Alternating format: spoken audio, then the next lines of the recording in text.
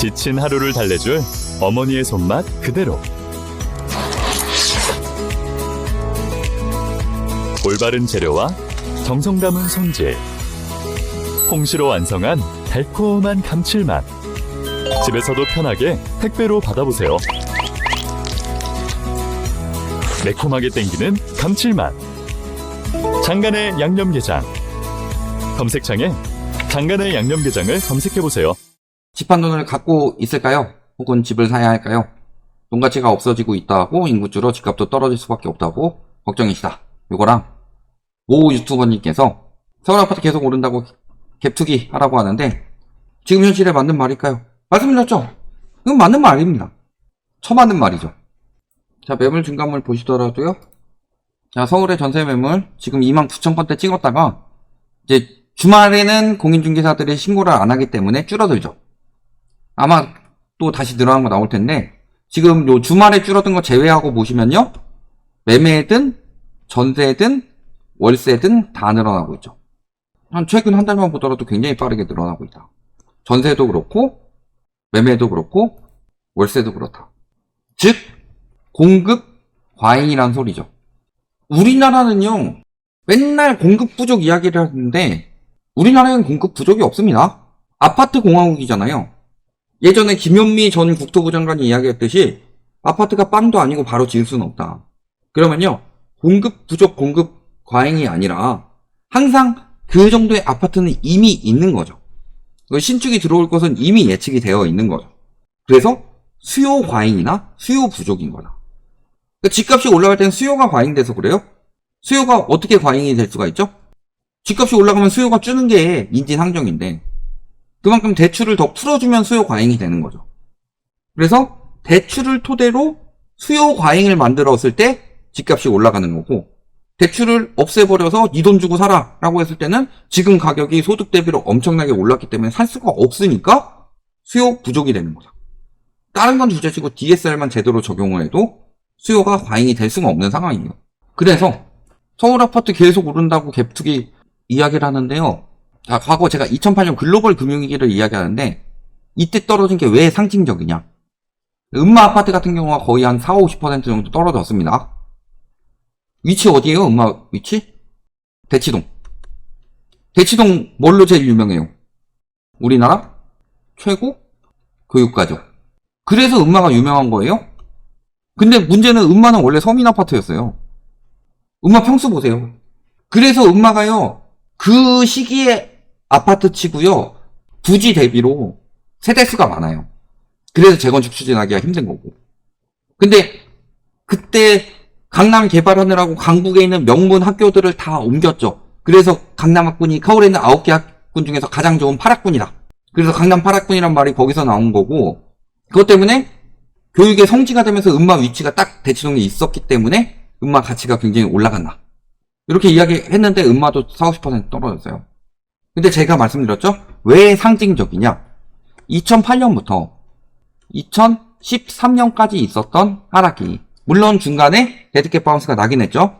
근데 이 시기에 여태 부동산 시장 하락기랑 다른 한 가지가 있었습니다. 우리나라 이전에 91년도에 하락기도 있었고 97년도에 IMF 터지고 하락기도 있었죠. 이거 1기 신도시 때문이라고 웃기지만 늘 말씀드리지만 쟤는 일본 버블 터졌기 때문이에요. 근데 이때랑 다르게 이 하락기 때 있었던 특수한 상황. 매매가가 떨어지는데 전세가가 올라갔습니다. 그래서 요즘에 매매가가 떨어지고 매매 수요가 줄면은 이 사람들이 전세로 옮겨가서 전세가가 올라간다라는 말도 안 되는 개소리를 요때 증명했기 때문에 그런 개소리를 하는 겁니다. 왜냐면 이때부터 전세 대출 풀었으니까. 근데 전세 대출 풀면은 이거 집값의 하방을 지지하는 요인이 되죠. 전세가 하방을 지지하는 요인이 됐음에도 불구하고 40-50%가 떨어졌다는 소리예요. 근데 이번에 떨어지게 되면은 매물만 보셔도 나오고요. 그 다음에 부동산원 들어가지고 상승률만 보셔도 나오는데 매매만 이렇게 되고 있는 게 아니다. 전세도 이렇게 똑같이 이루어지고 있어요. 즉 이번에는 매매랑 전세가 한 몸으로 흘러간다는 소리예요. 지금 그거를 뭘로 버티고 있는 거다? 두 가지로 버티고 있죠. 가계부채와 보증보험. 그래서 제가 지금 우리나라의 부동산 시장은 글로벌 금융위기 때랑 굉장히 비슷하다고 그랬죠. 글로벌 금융위기 때 MBS를 토대로 서브프라임들에게 돈을 빌려줬듯이 서브프라임들은 집을 살 수 있는 주담대가 안 나오는 사람들입니다. 우리나라 같은 경우는 정책 대출을 토대로 DSR 40%가 넘어가서 대출을 못 받는 사람들에게 대출을 내준다. 그리고 그 당시에 이런 식으로 빌려주면 문제가 되지 않을까요? 그래서 보증 형식으로 나온 게 CDS였죠. 이게 지금 우리나라가 허그가 하고 있는 일이다. SGI가 하고 있는 일이고.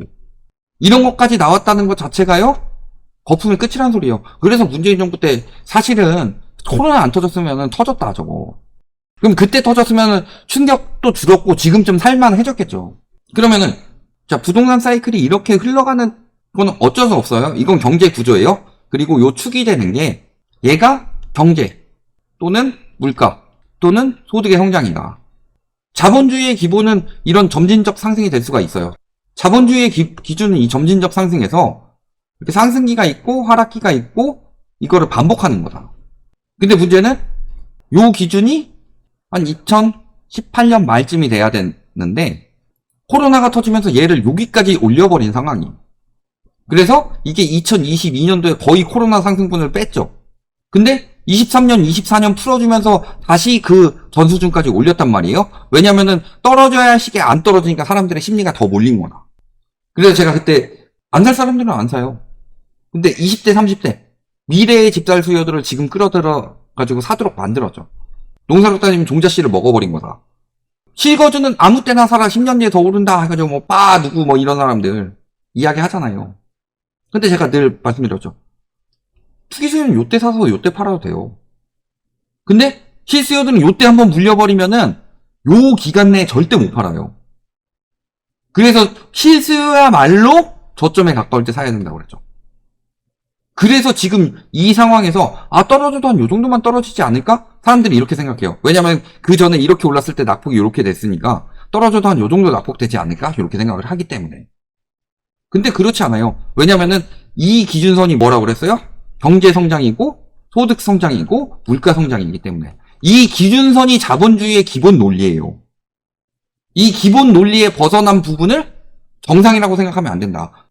지금도 언제까지 떨어져야 되냐? 제가 과거부터 이야기한 게 2015년 기준 실질 주택 가격 얘가 될 것이다. 가격이 여기까지 떨어질 것이다. 제가 그래서 그때 한번 다 찾아서 했어요. 2022년이 DSR이 60%였습니다. 주담대 차주의 평균 DSR이.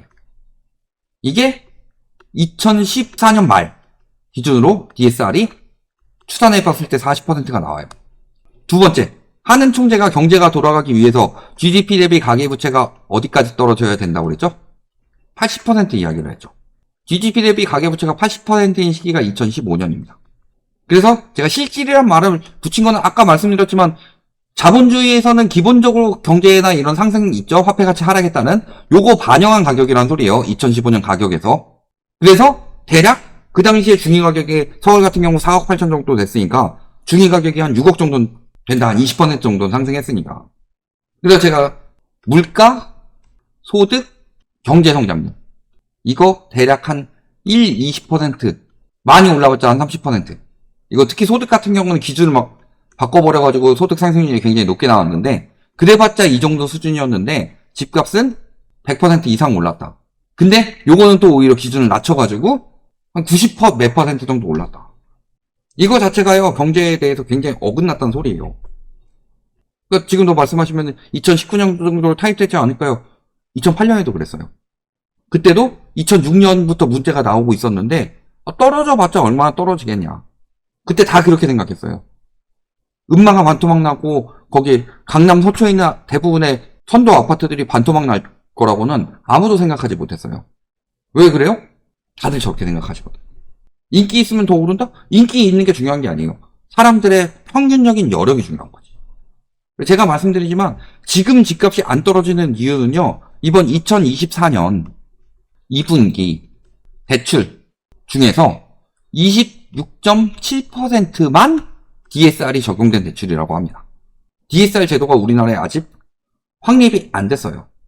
근데 실질적으로 주담대는 늘고 신용대출 이런 게 줄었죠. 근데 주담대 받는 사람들이 많으면은 오히려 DSR 적용이 100% 가까이 돼야 되는데 4분의 1밖에 안 됐다는 소리는 무슨 소리예요? 왜 그들이 정책대출을 받을까요? 왜 금리 내려도 안 올라가던 집값이 정책대출로 인해서 DSR을 적용 안 받게 해주니까 올라갔을까요? DSR 40%로 집 살 사람이 없단 소리예요. 살 수 있는 사람들은 물론 있죠. 아까 저 26.7%처럼 저 26.7%는 왜 지금 샀을까요? 아닌 사람들 정책대출 받아가지고 사가지고 올리니까. IMF 경제위기, 글로벌 금융위기 왜 터졌어요? 지금 글로벌 금융위기 때보다 경제 지표가 모든 면에서 안 좋아요. 그때보다 부채가 적어요. 아니면은 가계 흑자액이 적어요. 등등. 모든 지표가 그때보다 안 좋아요. 화폐 가치 하락해가지고 올라간 부분만 있는 거지. 돈 가치가 떨어지고 있다고 하면서 그때 제가 저거 올리니까 M2 통화량 이야기하는 사람이 있어요. M2 통화량은 얼마든지 변동하는 거고 경기에 따라서. 그래서 그 기준축을 M2 통화량으로 잡으면 안 된다. 그러면은 돈 가치가 줄고 있다고 한다. 돈 가치가 없어지고 있다고 한다. 돈 가치가 없어질 때요. 부동산은 실물 자산이긴 하지만 안전 자산은 아닙니다. 화폐 가치가 떨어진다고 해서 올라가는 거는 실물 자산이 아니라 안전 자산이에요. 빚을 많이 내서 사지 않는 것들. 그러니까 물가가 많이 올라가죠. 화폐 가치가 떨어지면서. 그렇게 되는 품목들을 보면요. 빚내서 하는 품목들이에요. 그러니까 인플레이션 심할 때 가장 심해가지고 금리 가장 빨리 올렸던 2022년에 집값이 떨어졌잖아요. 화폐 가치가 떨어지고 있는 건 맞지만 부동산 가치는 그 이상으로 과잉평가가 됐기 때문에. 그래서 제가 이 시기에는 어디로 이동하라고 그랬어요? 안전자산. 정 아무도 못 믿겠다 싶으면 현금으로 가지고 있는 것도 괜찮아요. 저 같은 경우는 금달러를 말씀을 드렸는데 요즘에는 이제 달러 쪽을 더 보고 있습니다. 왜냐면 금은 너무 많이 올랐어 일단. 이런 부분을 말씀을 드리는 거고 현금을 가지고 있으면 화폐 가치 떨어지는데 현금 가지고 있으면 안 되는데 제가 이 부분에 대해서 항상 말씀드리는 유명한 분이 있죠. 전설의 공치자는요. 1,500명이 참여한 모의 투자 대회에서 아무것도 안 사고 아무것도 안 판 공치자. 현상 유지만 해도 1,500명 중에 50등 안에 든다. 이것만 보더라도요.